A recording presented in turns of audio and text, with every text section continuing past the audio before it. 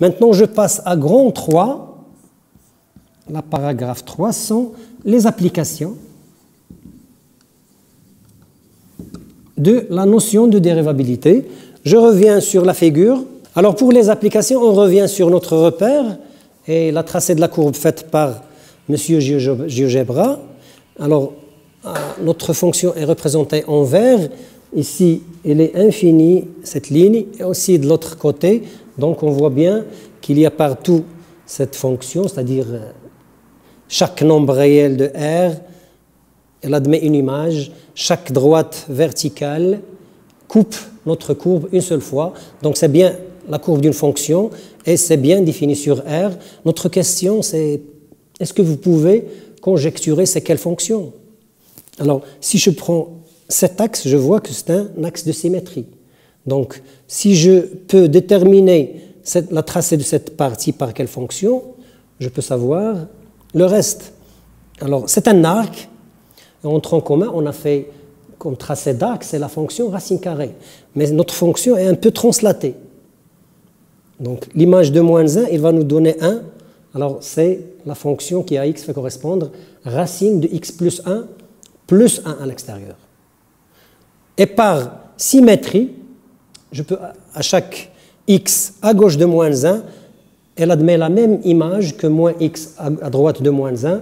Donc, je transforme ma fonction qui représente cette courbe en la fonction qui à x fait correspondre la racine de valeur absolue de x plus 1. Souvent, vous avez vu beaucoup d'exemples là-dessus en tronc commun. Voilà maintenant, ils sont tracés. Mais ce n'est pas ça notre but. Notre but, c'est la dérivabilité. Alors, je pose la question, est-ce que notre fonction est dérivable sur R? Alors, comme j'ai dit dans mon introduction de la leçon, une fonction est dérivable. Comment le savoir à l'œil nu s'il est bombé la courbe, s'il est lisse? Mais on voit en ce point, elle n'est pas lisse. C'est-à-dire au point d'abscisse moins 1, elle n'est pas dérivable.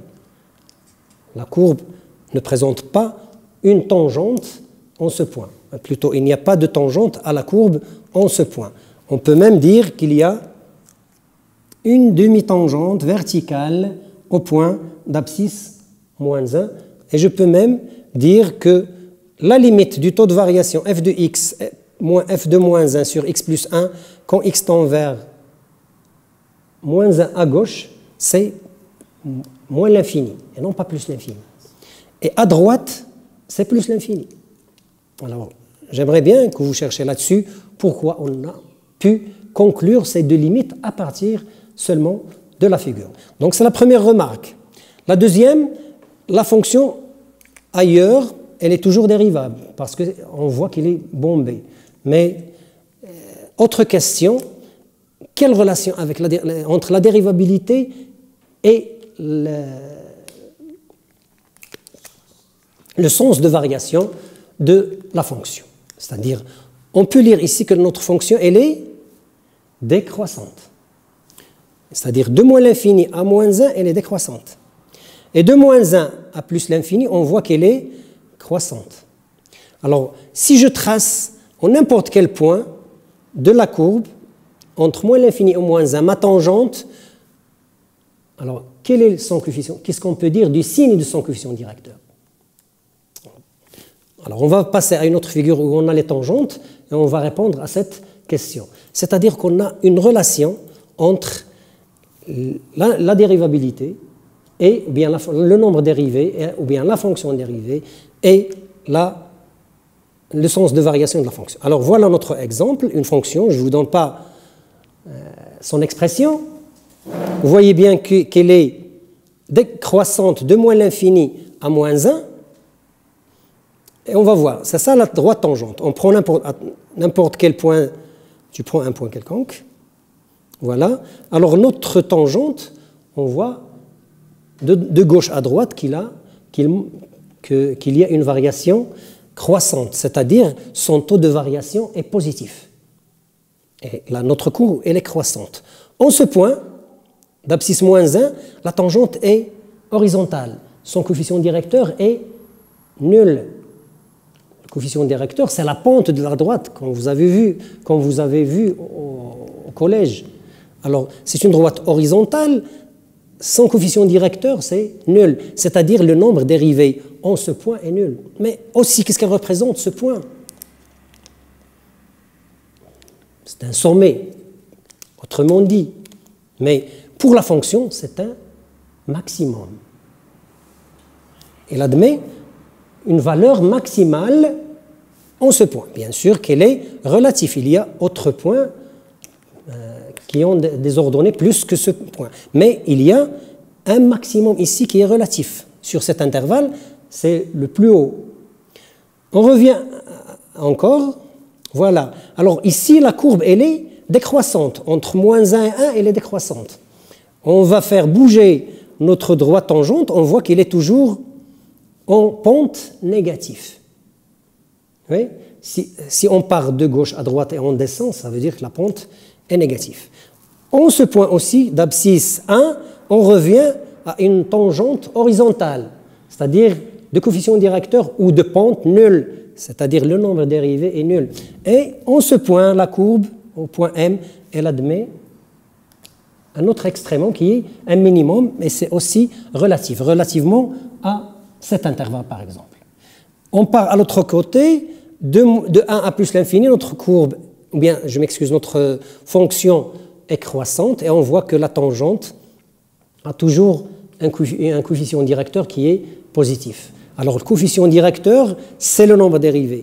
Donc on voit bien sur cet exemple que la monotonie, le sens de variation de la fonction est lié au signe du nombre dérivé ou bien au signe de la fonction dérivée. C'est notre première application. Et en un point où on a un extrémum, soit relatif, soit absolu, le nombre dérivé plutôt est nul. Alors je reviens ici pour tout dire. Première application, extrémum d'une fonction.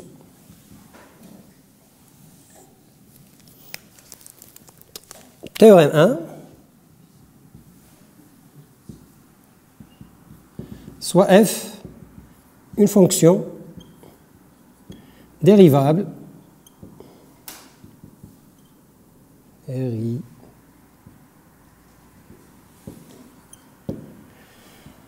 en un point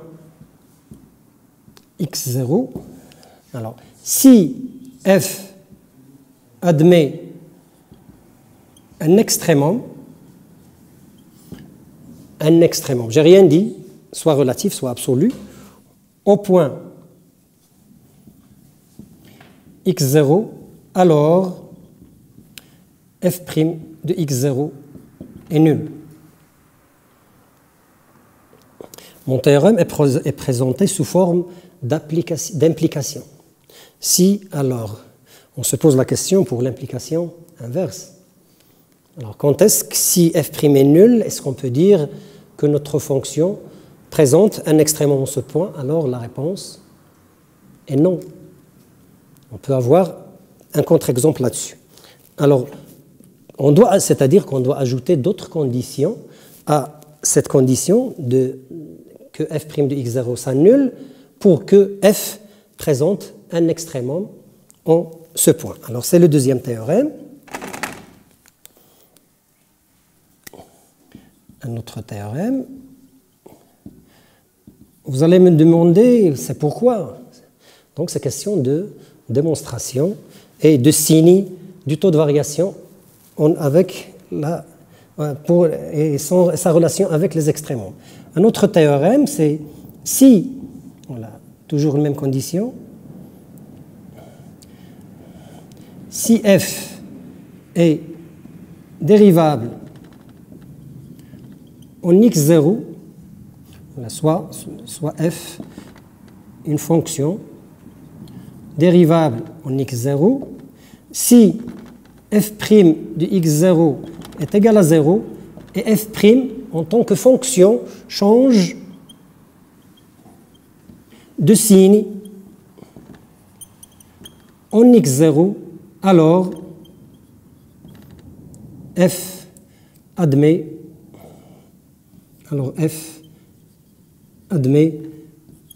un extrémum en x0. Alors, mon théorème est présenté sous forme d'implication, si alors, condition suffisante, condition nécessaire, mais la question qui se pose, est-ce qu'on a l'implication inverse? Si f' de x0 s'annule, est-ce que f admet un extrémum au point x0? Alors je vais vous donner un exemple et on va voir. F de x, exemple.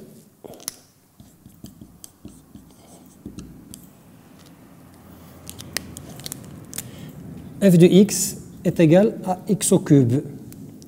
Alors on a f, c'est une fonction polynôme, il est dérivable sur R. On a f est dérivable sur R, et quel que soit x appartenant à R, f' de x est égal à 3x carré. On voit que notre fonction dérivée, elle est toujours positive, alors qu'elle s'annule une seule fois. Donc, un petit tableau de signes, x, f' de x, il s'annule en 0, mais il est toujours positif. En traçant la fonction f de x est égal à x au cube, comme ça, il se présente de cette façon. Ça, notre CF. O, I, J. Je m'excuse de cette trace à main levée.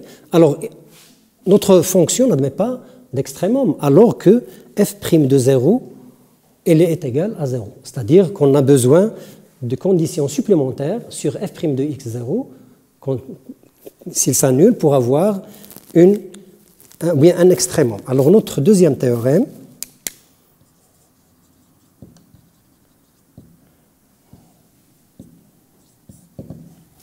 alors, soit f une fonction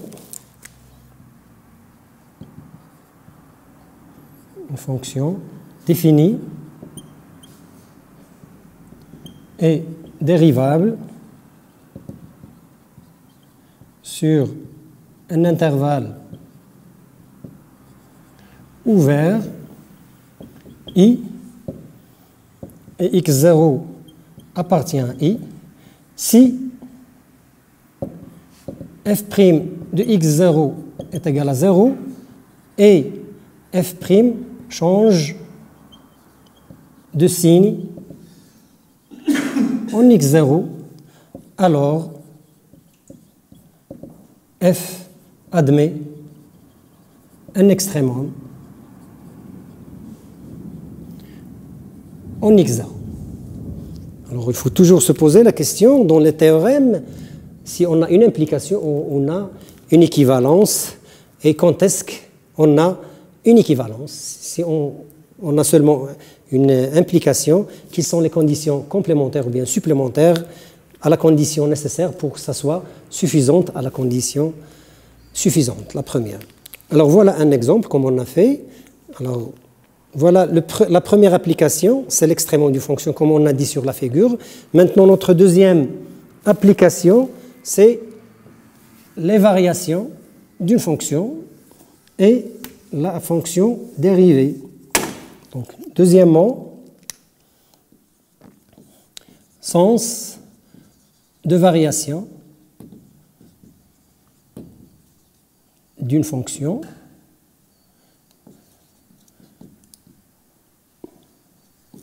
alors bien sûr en relation avec la fonction dérivée. Donc le théorème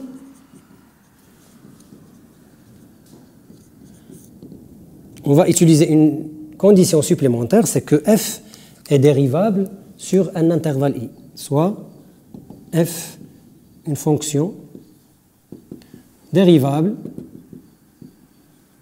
sur un intervalle i. Alors, si f' est positif, alors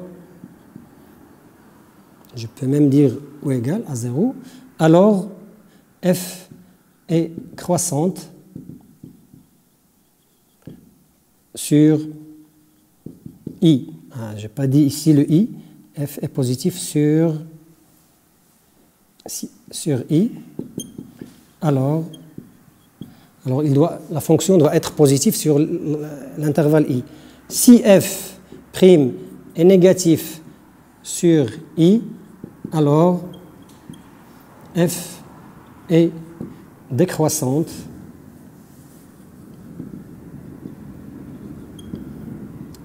sur I. Et si f' est nul sur I, alors f est constante sur I. Je peux redire mon théorème autrement. Si f' est strictement positif sur I, alors ma fonction est strictement croissante sur I. Alors, on peut dire, si f' est nul, elle est positive. Alors, on peut dire pour une fonction qui est constante, qu'elle est croissante. Et aussi f', elle est négative, donc elle est décroissante. Donc la fonction constante, elle est croissante et décroissante. Alors on a un petit problème avec ce ou égale à 0. Alors on peut le discuter dans les exercices. Si f' est positif ou égal à 0, est-ce qu'on peut dire f est strictement positif? Alors oui, si f' est positif, sauf en un nombre dénombrable de fois. Ce n'est pas sur un intervalle. Par exemple, vous avez vu la partie entière, c'est une fonction qui est croissante, mais qui n'est pas strictement croissante. En étudiant sa dérivabilité, on va voir qu'il s'annule sur des intervalles. Alors c'est pour cela qu'elle est croissante, mais pas strictement croissante. Donc je vous donne un exercice à faire là-dessus. Exercice, je vous laisse le soin de le faire. Ça serait un peu facile, un exercice d'entraînement. Soit la fonction f telle que f de x est égal à x au cube moins 3x carré plus 1. Étudier les variations de f sur R. Bien sûr, on va étudier les variations de R en utilisant la fonction dérivée par la définition qu'on a fait en tronc commun. Ça, c'est aussi possible parce que notre fonction n'est pas du tout difficile. C'est une fonction polynôme troisième degré, mais je veux bien que vous faites l'exercice en utilisant la notion de dérivabilité sur un intervalle. Alors, ma troisième application, en mathématiques bien sûr, pas les applications ailleurs, et qui existent et qui sont nombreux, si vous voulez bien. Alors, la dérivabilité, c'est la finition, comme j'ai dit, de la construction